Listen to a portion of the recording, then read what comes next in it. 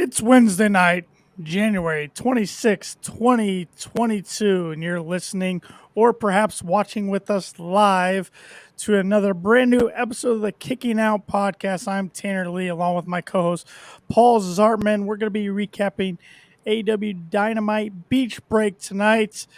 It might be absolutely frigid outside, but inside the arena tonight in Cleveland, it was red hot, Paul.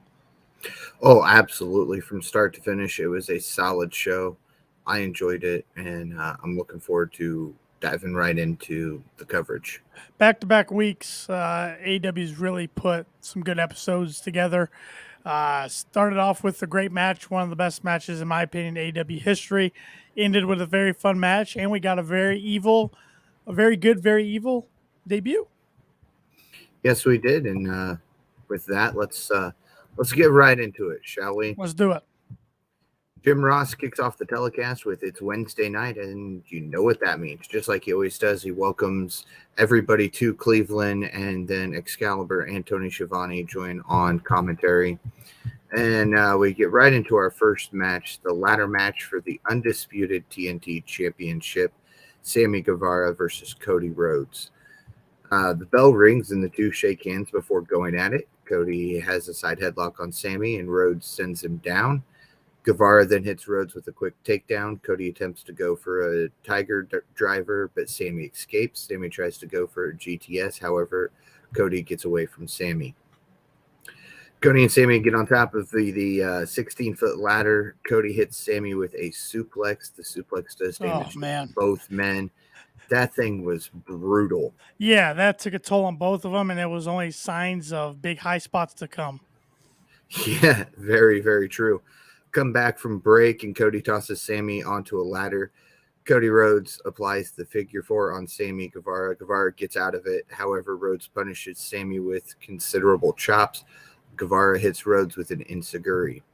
Rhodes is on top of the ladder. Guevara leaps up from one ladder to another and hits Cody with the cutter. That thing was beautiful. Yeah, I think that was the best cutter I've ever seen in professional wrestling. Absolutely. You knew Sammy was going to do something because you saw him kind of catch his breath, trying to size it up. You saw Aubrey Edwards holding on to the ladder, but I wasn't sure what he was going to do. No, I thought it was just going to be a leap over to the other ladder, try to take which Cody would have been out. Impressive within itself, but to do a cutter just took to another level. That was unbelievable. Absolutely. Both men are back up, and both men are on a ladder of their own. Cody hits Sammy with the crossroads from the ladder. Another big spot. I figured after we were seeing the high spots that a crossroads off the ladder was coming at some point. Oh, absolutely. Cody gets back on top of the ladder, grabs the belts. However, Sammy makes it to the top and hangs on to the belts. They cannot hold on, and both fall and hit the canvas. Quick work from the ref to move the ladder. The refs did just as much work when it comes to the ladders as these two guys did through the entire match. Yep, the refs did a good job. Cody, one time when Sammy did a flip to the outside over the ropes, he moved something out of the way, so everybody was, because this is a very dangerous match, so everybody was doing their part, making sure everybody was safe. Cody begins using the ladder as a weapon. Fuego del Sol comes out and attempts to stop Cody. Cody attacks Del Sol. Sammy enters the ring and gets into it with Cody. Sammy hits Cody with the GTH. Sammy lays Cody out on top of a ladder. Sammy hits a somersault senton onto Cody. That thing looked like it hurt. Yeah, that hurt Sammy just as much as it did Cody. I mean, his back, my goodness. He was folded when he hit Cody. That was Jeff Hardy-like right there. Yes. Both men get to the top of the ladder. Sammy grabs the belt, swings it into the face of Cody. Cody falls from the top of the ladder. Guevara grabs the titles for the win and is now the undisputed TNT champion. Yep, now he's officially the two-time TNT champion. I guess you can say Cody loses it again. Short run for Cody yet again, just like his last run before he lost it to Darby was. But hey, I mean, heck of a match. 5-star match in my opinion. We'll see what Meltzer gives it. A 3 probably. Oh, he loves AEW though, so he'll Oh, probably I give it at know, least I a know. 4.5. I think it was the best ladder match I've seen on television in the last 2 decades, or at least a one-on-one ladder match.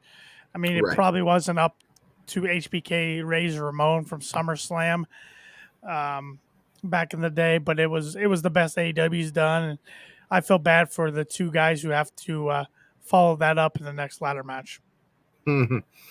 Yeah, I felt bad for the next guys who had to follow up that match. Period. Well, and where do you think these two go from here on out, Sammy and Um, Cody? I'm not sure. Um, I don't think Cody doesn't need yet another rematch.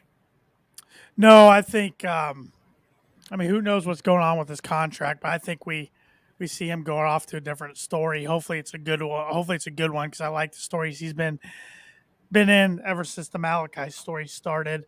I wasn't too keen on the whole Nightmare Factory um, bit, but or the factory No. versus the Nightmare Family bit. But as for Sammy, him and Brian Danielson have done a lot of trash talking on Twitter. Maybe that's a feud we see, but it looks like Danielson and Moxley might be setting up for a feud from what we saw on Rampage on Friday. Yeah, absolutely. I'm interested to see either way this goes. Sammy 2 belts at least for now. My question to you though becomes: every time we've seen a unification of belts, it always changes. Are they going to change the TNT title? I hope not. It's changed too much. It's already had like 4 designs. I think that Well, its you current had the design looks fine. temporary, which is what Cody started out with, Right. and then the official, and then Miro's version, and then back to this one. Well, So and then yeah, 4, they but had a black version too when Darby won it oh yeah, I forgot about because they that. retired the Brody Lee red and gold one. I forgot So about that, yeah, which yeah, then became the version they're using now. right. So Okay, I hope yeah, they keep it the same. I do too. I do too. Up It, next, it we might be the go. best. It might be the best title in wrestling. I mean, I know it's not the most prestigious, but it's the workhorse title. It's what the It is. Intercontinental title should be and used to be. Yeah, I agree with you 100% on that.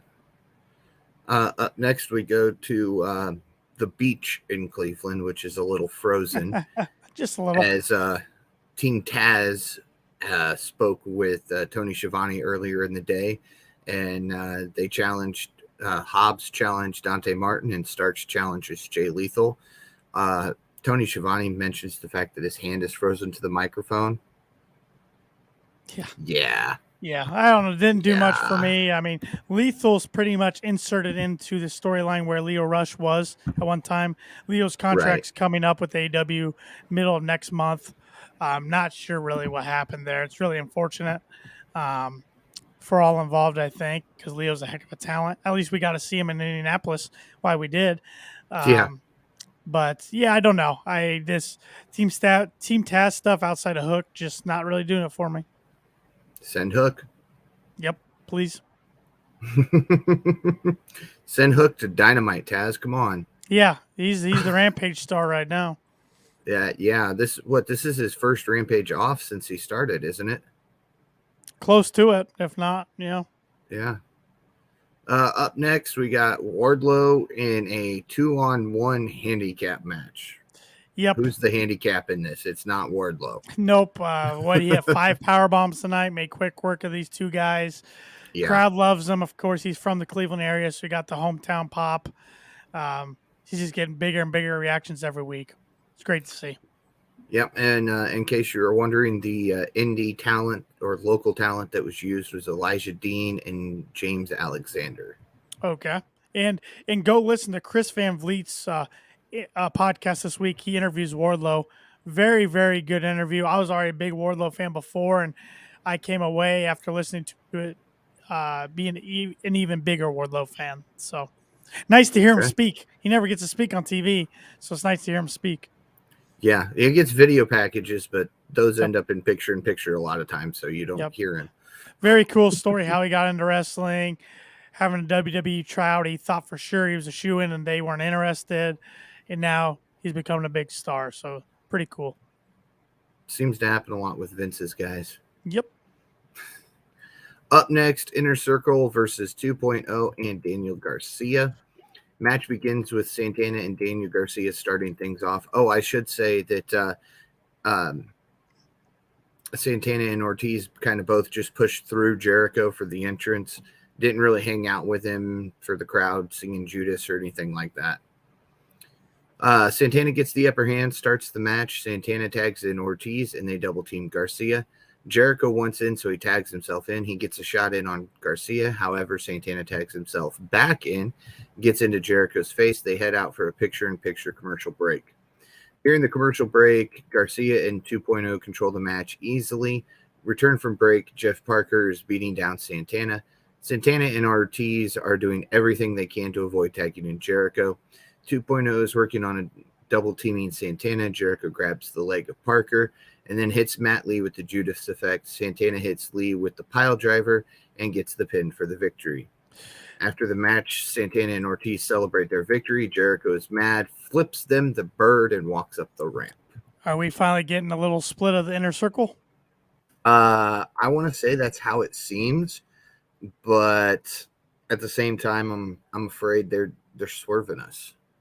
I did like the storytelling of Proud and Powerful acting like they didn't need Jericho, but Jericho saves them pretty much with the Judas effect on the outside of the ring. And then I also liked how Santana hit a pile driver for the win. I don't think there's enough matches that end as a result of a pile driver. A pile driver is used too much nowadays as a signature move instead of a finishing move. So I'm interested now more so in this story than I was going into the match. So it did its job. Absolutely.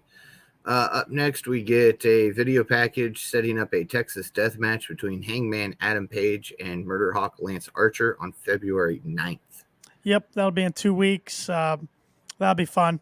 I want to see Hangman back on TV. Man, he's only had a couple matches since he's been champion, and it seems like he's barely ever on TV. I don't know what's up with that. I think they're just trying to push too many guys right now. Honestly. Yeah, and trying that's to figure out who's going to stay under contract, contract, and he should be the face of the company. So, well, that and they were ready to put the belt on him, but I don't think he was 100% ready to get the belt. I mean, he wanted it, but at the same time, he just had a kid. So I think he's trying to be home and kind of balance everything, and this is kind of the outlook we get. Yeah. It'll be interesting to see. I still think Adam Cole's his next challenger at Revolution, but we got a little ways to get there. So you think he's definitely winning the Texas Death Match, huh? Yeah, I would be shocked. Once again, we get Archer in a big match that he's going to lose. He did win the last Texas Death Match against Moxley for the IWGP title, U.S. title. But yeah, I don't see it. Once again, Archer turn face, turn heel, turn face, turn heel, big match, loss as a result. I think, yep. We get up next a backstage segment with Matt Hardy, Private Party, Jurassic Express, and Christian Cage. They announced that this week on Rampage we will see Jurassic Express versus Private Party. Another Rampage tag team title defense. It's like every week. Jurassic Express got to win. We know that. Jeff Hardy can't become All Elite soon enough to get Matt out of this stuff. No, I know. The Andrade Hardy office, family office. See, I'd already forgot about that. It's a week in, and I already forgot about it because there's too many damn people in it, and the name of the stable is too long. That's why I think that's why Hardy wants to use the short AHFO because that's the only way Matt's going to be able to remember. Yeah. See, I don't. Yeah, it doesn't sound good at all. Punk comes out for a promo. Punk says it's been a minute since he's been in Cleveland. He's in Cleveland and ready to fight. Wearing full gear. Yep. Full gear. He came out to be a badass and couldn't help but smile with everybody chanting his name. CM Punk was referencing when he walked out on WWE in 2014. He tells the crowd to go ahead and chant for the person he wants to fight. It will be the first and last time someone will chant his name. Punk calls out MJF. MJF's music eventually hits. MJF says he will fight him in Chicago on next week's Dynamite. MJF says the match will be spectacular, but people will see the real CM Punk after he loses. MJF takes a shot at Cleveland, talks about LeBron leaving. Nobody cares about that. MJF says that CM Punk was scheduled for an event in 2014 and he turned his back on everyone. CM Punk says leaving was the best thing he did and coming back was the best thing he ever did. Sean Spears attacks Punk from behind. Now we see FTR Wardlow enter the ring. MJF tells Wardlow to powerbomb Punk, and he obliges. Yeah, long segment, but really good promo. I mean, these two guys are always fire on the mic. I like how they don't ignore history. They brought up the fact that Cleveland was where CM Punk turned his back on the fans and pretty much said he was tired of wrestling, tired of WWE, and stepped away. I like how they acknowledged that. Yeah, Chicago, good call with Chicago next week. I thought they'd wait till Revolution. I'm still not completely sold that the match is going to happen next week or the match is going to be clean by any means. I still think we get a match at Revolution, even if we do have the match next week. And I'm still sticking to my guns if we have the match next week that MJF goes over Punk in Chicago because that's the ultimate heel, the ultimate heat move. I also like to touch Wardlow was staying in the corner tonight. Didn't really want anything to do with it. Was very hesitant even to do the power bomb. The crowd was chanting for him not to do it. So just planting more seeds. And MJF planted some eventual Punk heel turn seeds tonight too, which was really absolutely. Good. Absolutely. Great promo from start to finish. Yep. And I got to say, MJF sitting on the chest of Punk was great. Yep. With the legs crossed and the kind of pipe bomb move. I enjoyed it. Yep. It was very good. It's I'm ready. I'm just ready to see these two guys tangle. Up next, the Acclaim did a backstage promo about Moxley. They announced that they will see Moxley versus Bowens on Rampage this week. And then they did their weird star thing, which doesn't really look like a star at all, but I'm not going to. Yeah. And then there's the other version of that, which doesn't make a star, but hey, who am I to say anything? I have to laugh. I popped when they compared Moxley to Oscar Kakaushka off Hey Arnold because I had never put the two and two beside each other, and holy crap, he does look like Oscar Kakaushka. So hilarious. 90s kids. What can we say? I love it. We get a backstage interview between Garrison and Julia Hart.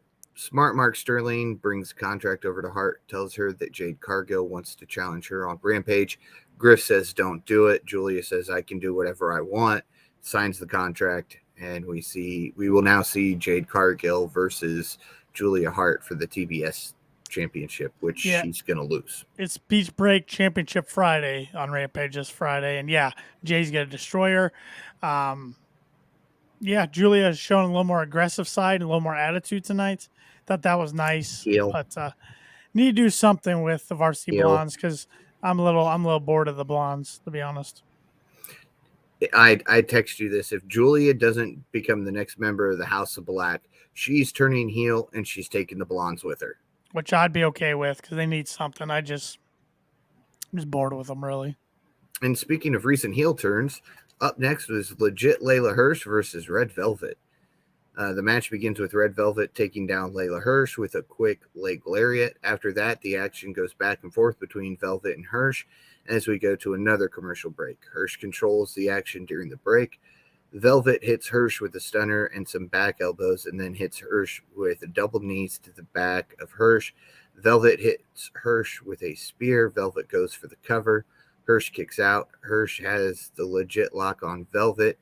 Velvet makes it to the ropes. Hearst goes for another pin, and this time she wins by holding onto the tights, which I always think is something you do right after you turn heel, and that's the only time you do it. Yep, desperation move. Both these ladies have very bright futures in AEW. Both are very talented in the ring, especially Layla Hearst. Red Velvet's still a little green in some areas, but she's getting a lot better. And then, of course, Statlander came out after the match to continue her feud with Layla Hearst. So Layla Hearst getting a lot of TV time lately. It's nice to see. Absolutely. We need more heel women on TV. Yep. And I kind of am getting the feeling that tonight's show was a lot of heel action because the House of Black cuts a promo calling out Pac, which was funny because they used the line from Cody's promo when they called out Pac. I didn't catch that. talking about adding insult to injury by bringing in Brody. He said he didn't need him, but he had to add insult to injury by bringing in Brody King for more violence and more punishment. They do such a good job with these. It was very creepy. Yeah. Very powerful stuff. So, Although as a good Marvel stuff. nerd, I gotta say, hearing "We Are Inevitable," I kind of popped for that. If you've seen any of the Avenger movies, especially Endgame, Infinity War, yeah. No, I mean they're playing on. I would guess a majority of the AEW fan base likes Marvel, probably. So they're playing to their audience there a little bit, probably. So, yeah, good stuff. Gonna be a fun match between the House of Black and Penta and Pac next week. Gonna be good Yeah. stuff. Up next, we've got Dr. Britt Baker, DMD, who comes out, cuts a promo about her year in 2021, showing her awards that she's won over the past year. She talks about how she is the face of AEW, and then she does things that, as a Cleveland fan, really, really hurt. Oh yeah, you and all Talks the about other the Baker Brownie that can fans actually there. win in Cleveland. That was pretty good. Tells Cleveland they have a Baker that they can count on now. Yeah, it made me Oof. pop. How she ended that, I'm like, man, that was beautiful. I didn't even think about that Baker connection, but yeah, Britt's a Pittsburgh, born and bred Pittsburgh fan. She had Steelers colors on, even though it was kind of the Pittsburgh Pirates logo. She had the terrible towel. She even had a plant there with the terrible towel flag that she took back stage with her. Very good stuff. I was assuming that somebody was going to come and kind of break the celebration up, but that didn't happen. Just a very good heel promo by Mrs. DMD herself. The only way I would have been okay with somebody breaking up this promo, it couldn't have happened because that person is still under contract in a place where the Forbidden Door doesn't exist, and that is Cleveland's very own Michael Mizanin. Hey, don't tell them the Forbidden Door doesn't exist because they're having the Impact Women's Champion in the Royal Rumble this weekend. So, and we'll see if they come true with any other Forbidden Door surprises this weekend. Even though I gotta say, I think this is gonna be the first Rumble I haven't watched in many, many years. Just not interested. Yeah, I agree. I agree. Of course, at one point I counted. They said that there were 8 names left to be announced in the men's 30-man battle royal, and I counted 23 names. But hey, what do I know? And Ronda's coming back supposedly. So that's only time number 7 that I've heard that. Yeah, since she went out. Mm-hmm. But yeah, I would have been okay with Miz just being in the audience or something and just saying, you know what, Cleveland can do things. We broke our losing streak. We can, we don't need Baker Mayfield. We don't need a Baker in Cleveland. Get out of here. Yeah. And that'd be that. Yeah. But hey, maybe next year. Maybe next time they're in Cleveland. I mean, I'd love to see the Miz eventually all elite, but I think that's one talent Vince won't let get away from WWE. No, even though he could be used so much better. He could, but than just a jokey jobber. But yep. To each their own. Hey, if he gets paid well, more power to him. And now it's time for the unofficial main event. Time for the main event. Unsanctioned match. Yes, key on the unsanctioned match, so it doesn't go against the records. Exactly. When the lights come, or in just a moment, the lights will go out. And when they come back on, the show will be over. And it will be unsanctioned. I love that part from Justin Roberts. Yeah. It's so cool to hear. Glad that they do this about once or twice a year. Still Absolutely. Keeps it pretty fresh. They don't overuse it. It's never the same style. Right. So it's not like it's just a rehash. Oh, it's a cage match again. We're going to throw each other into the cage nonstop. Yay. I was shocked tonight between the ladder match and the lights out match. We didn't have more color than we did. Yeah, I know. I thought for sure, Cody, I had the tweet typed out from our account. It was Death, Taxes, Cody Rhodes showing color in a big match. It didn't happen. So I had to delete that tweet. Never got to tweet it. No, he just got bruised real bad. Yeah. Again, this was Orange Cassidy versus Adam Cole. And they began things by exchanging right hands. Orange Cassidy showing some aggression before the match officially started by crushing his own sunglasses. Yeah, that was a new one from Orange. Haven't really seen that before. While they're exchanging right hands, Cole goes for a knee strike. However, Cassidy moves out of the way. Cole gets the worst. Cole goes underneath the ring to get a chair on the outside. And lo and behold, somebody was holding on to the chair. I was not expecting this, but I was happy when it happened. It was Danhausen. I don't think anybody was expecting it. I thought everybody might, if somebody debuted tonight, I think everybody was thinking of somebody different, and Johnny Wrestling, aka Johnny Gargano. And very nice, very evil. Danhausen comes up and just kind of tries to put a curse on Adam Cole, and the crowd just popped big time. Might have been the pop of the night. And at first I'm thinking, okay, this is a cameo. Tony Khan's testing to see how over the crowd really is, or how over Danhausen really is with the crowd, which he would have got his answer. But just a few moments later, we got the graphic from Tony Khan. Danhausen is all elite. And man, he blew up Twitter tonight. Great addition to All Elite Wrestling. Absolutely. He appears to the bewilderment of Adam Cole.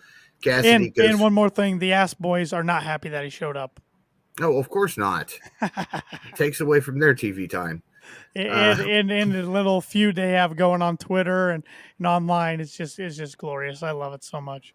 Yes, although as he walked away, he did seem to kind of still be limping a little bit. Yeah, I don't think he's cleared. He still has a broken ankle.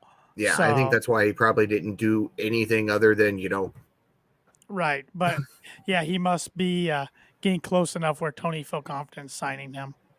Or his contract's finally. Well, his contract's been up since the end of December, so never mind. Oh, absolutely. Yeah. Yeah, because he released a little video about trying to get out of the backyard, and the guy just opens the gate, and they walk out, and he goes, "Oh, freedom!" Yeah. He's great. It's gonna be good stuff. Cassidy goes for the orange punch, but Cassidy hits the ring bell instead. Cole then places Orange Cassidy's hands between the steel steps in the ring and kicks the steps.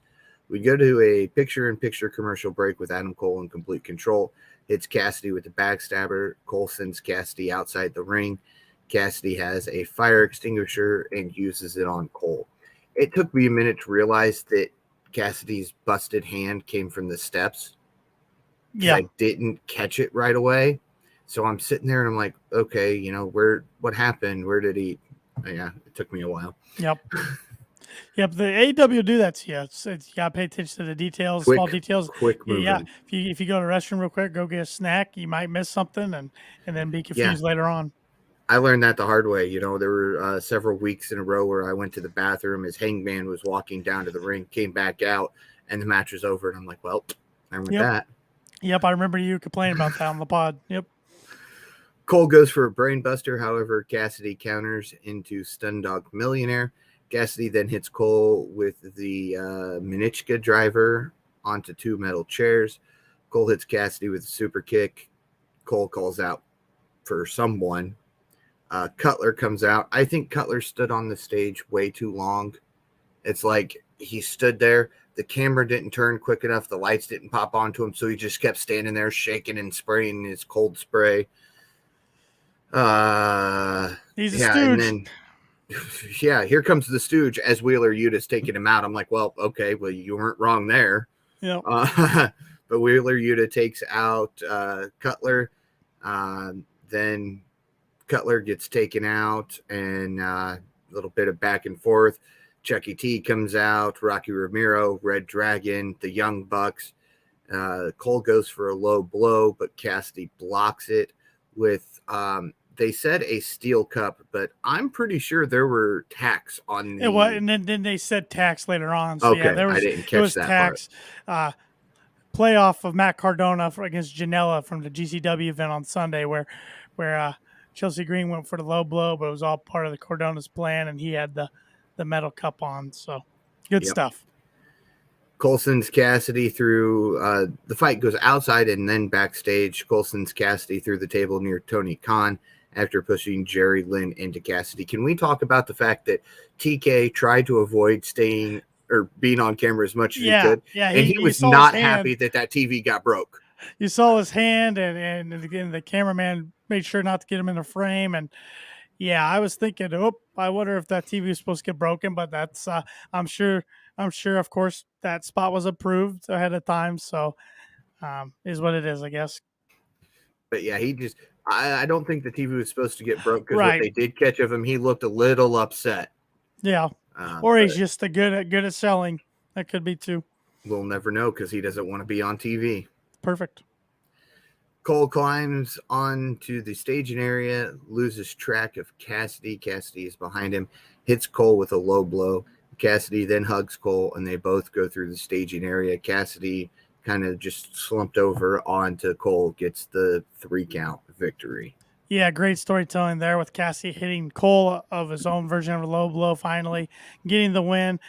Big win for Orange, hopefully ends the rivalry. I'm tired of seeing all the best friends go against the Elite and Red Dragon. And AEW does a good job of ending their stories and their feuds in matches like these, but it doesn't go against Cole's official record, which is really important to remember. Yeah, that's why one thing I like about ending a feud in an unsanctioned match or just doing an unsanctioned match is because it doesn't go against their record. So you can have somebody go over, right, and it's not going to hurt either person that way. Yep, he won't fall in the rankings. He'll remain number 1. Did you see the new rankings today, Paul? I did not. It was a busy day. I'm not going to lie. Yeah, I'm going to pull them up because they are very surprising. A lot of movement, a lot of new faces. I heard the House of Black is now number 5 in tag team. Yes, and there's some new individual faces too. Let me pull it up here. And they've changed again because, you had 2 TNT champions, and so now Cody's off of there. Right. Adam Cole's number 1 and 3-0 in the individual rankings. Dante Martin, number 2 at 4-0. Lance Archer, 3 at 3-0. Andrade, 4 at 2-0. Powerhouse Hobbs, 5 at 3-1. Then the tag team, you had Private Party, 1 at 2-0. The Gun Club, or the Ass Boys, 2 at 2-0. The Acclaimed, 3rd at 3-1. FTR 4 at 1-0, and the King of the Black Throne, as they're called, I guess, instead of the House of Black, 5 at the 5th position, 1-0. Then for the women's, you got Red Velvet, number 1 at 3-0. Layla Hearst, number 2 at 3-0. Serena Deeb, 3 at 2-0. Thunder Rosa, 4 at 1-0, and Anna Jay, 5 at 2-1. I'm okay with those. Absolutely. Dante Martin, number 2. I thought that was pretty intriguing. I'd be all for him and Sammy Guevara TNT title match. Make it happen. Yes, that'd be fun. That'd be a lot of fun. But overall thoughts from tonight before we pick our wrestler of the night and overall ranking. I thought it was a good show. There were a few spots I could have done without, or few spots of the camera needed to be at a different angle, like during the women's match. I forget who it was, went for a knee or a kick and completely missed, but that got caught on camera by mistake. So, but just little things. Yeah, there was a few parts I felt like were filler tonight, but no, I thought it was another really good episode. It's first time I think they've had really solid back-to-back episodes in quite a while. For my ranking, I went with a 9 last week. I think I'll go with 8 tonight. Okay, I'm right there with you, right at 8. Loved the Danhausen spot. I loved the opening match. I loved our main event. Even though she dogged on Cleveland, Britt had a really great heel promo. The CM Punk MJF promo was great. Solid show. Yeah, I think it's going to be big time ratings. They really stacked the card up tonight. And then looking forward next week, you got MJF and CM Punk in Chicago. That'll be huge. Malachi and Brody versus Penta and Pac. That's going to be a big one. Nyla Rose and Ruby Soho. That'll be good. And I'm sure we'll get some more added as the week goes on. Yep. So your wrestler of the night. Part of me wants to say Orange because I never say Orange, but I got to go with Sammy. He won a classic ladder match to become the undisputed TNT champion, official 2-time TNT champ. I don't know how you don't go with Sammy Guevara tonight. The kids, his cue card said it all. 2 years ago, yeah, he and Cody had the first match ever in Dynamite history Washington, D.C., but he was more of kind of a, even though he was in the inner circle, he was kind of a mid-carder. Now he's a main event player, and 2022 is going to be an even bigger year for Sammy than 2021 was. And it's off to a really good start for him. And Cody, love him, hate him, say what you want about him, but he gets talent over. Yeah, I mean, Brody, Darby, Malachi, Sammy gets talent over. Does his job. Yep. Well, I am going to go with Orange. It's been a while since I picked Orange, and I think he was about time he had a big win. Yeah, I mean, the last real big win he had was over Jericho Yeah. in that Orange Bubbly match. That was clear back in Full Gear 2020. Yeah. I mean, otherwise he's just been little wins here and there and nothing really big on his record. So I definitely think he deserved it, and I like how the match ended. Little confusing with the way Adam Cole was just kind of just shaking his butt to escape. But, yeah, that was kind of weird. Yeah, I mean, it even threw the commentators off. They're like, oh, you got to give the people what they want. Wrong segment, wrong guys, not what he was doing, but it's what it looked like he was doing. Mm-hmm. So, yeah, the ending was a little weird at that part, but the fall was good. Yep. The pin was good. I enjoyed it. It was a clean victory in a sense for Orange Cassidy. So I'll go with him, and runner-up is Danhausen. Yeah. Fair enough. He's going to have some good material on his vlog on YouTube. And now that he's all elite, he can be part of a lot more vlogs. Maybe we'll definitely see him on Ethan Page's vlog, but maybe we'll see him on Sammy's vlog eventually. Who knows? Yeah, I think he'll at least appear on each and every one.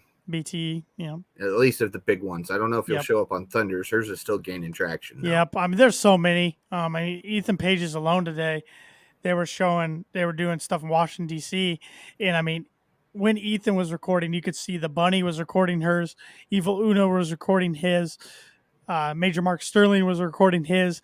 I mean, there's so many. There's so many good vlogs and good social media content among the AEW stars. It's awesome. It's great to see. Yeah, and that's one thing I love about AEW is they allow them to do this, and it doesn't have to follow anything they're doing on the show, and they don't care if they break kayfabe. Right. Go have fun, be you, let the fans see what it's like backstage. Yep, and like when the wrestlers go on wrestling, Barstool's wrestling with Brandon Walker, they do a good job of mixing kind of kayfabe and keeping it as a shoot. So, yeah. And now you had texted me something earlier about a certain thing that I possess that you don't possess. Yeah, I want that KOP predictions title. I was hoping you put on the line tonight because I would have got some predictions wrong. Well, you see, I thought about putting it on the line, but and then again, I was sitting there thinking, I'm the longest reigning KOP champion. I'm the only 2-time KOP champion. I don't have anything to show. I don't have anything to prove. I don't need to defend it. I don't think you are the longest reigning. We'll have to tally it up. Yeah. Because combined, I think. Yeah, combined. I think you've had 2 reigns. Yes. Yeah. So if you put both of my reigns together, I think that makes me the longest running. Okay. We'll see. Definitely will be the longest when I win at Revolution. Yeah, I'm gonna have to wait till Revolution because a lot of these cards are gonna be too predictable from now and in between times. So I'm ready for it. Yeah, and I think the problem is I think we were so close on so many of them tonight.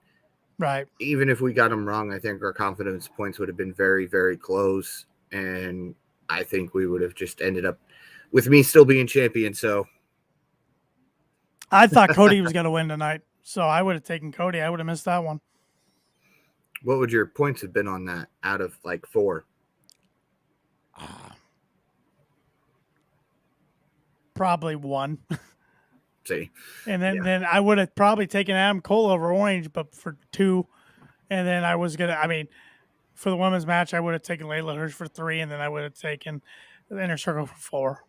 Yeah, we are like exactly the same. So I mean, it would have just ended up with me still being champion. Yeah. So look at that successful defense without defending, because I am the best KOP champion in history. I'll keep letting you think that. It says it on my Twitter, so it's got to be true. It's definitely turned into a mid-card predictions Ooh. title. All right, that hurts. That hurts. That hurts. Hey, I gotta bring We'll the fire. We got to get it built up for Revolution. Maybe you'll get a shot before Revolution.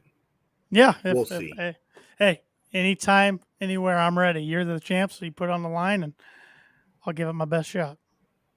Oh, you know, I just realized we didn't even talk about the matches for next week or Rampage. I talked about the matches for next week, but I Well, didn't. yeah, Rampage. but I mean, we didn't really dive into them. No, go ahead.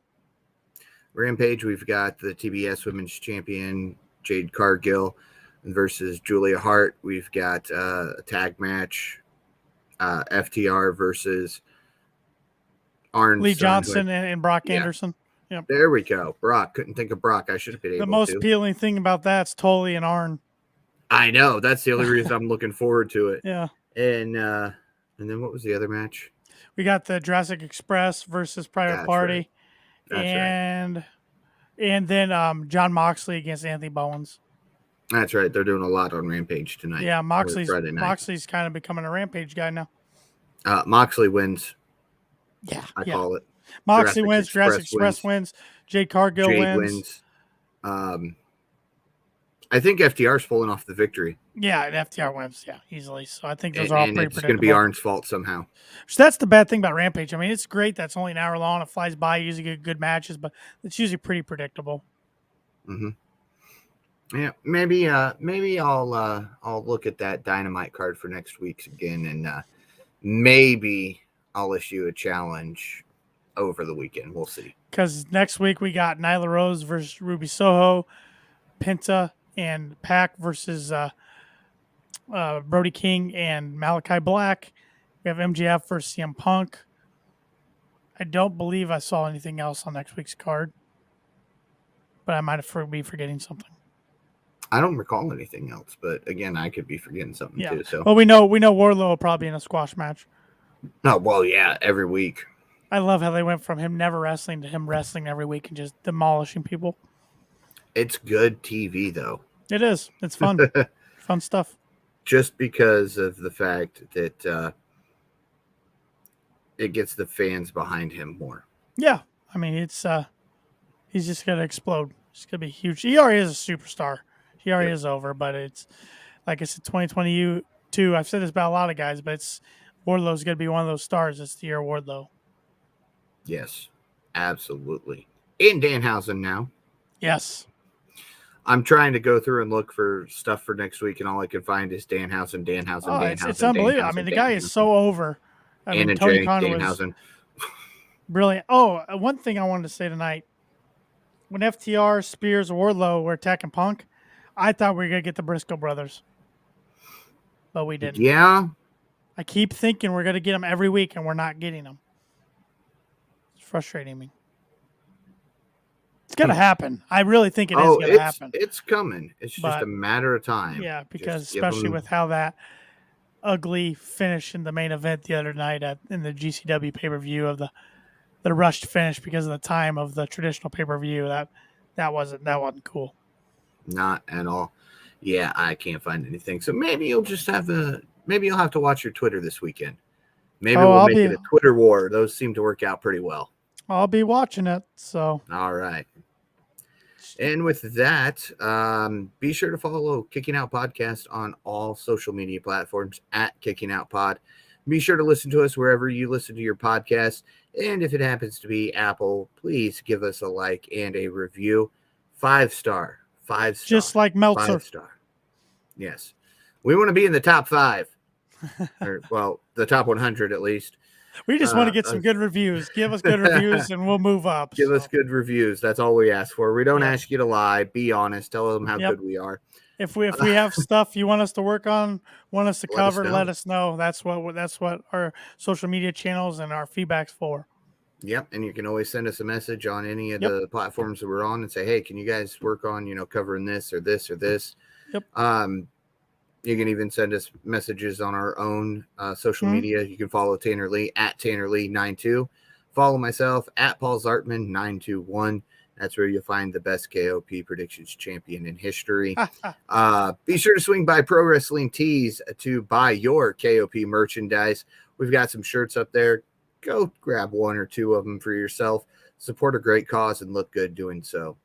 And with that, for Tanner Lee, I'm Paul Zartman. We'll see you again next week as we kick out yet another podcast.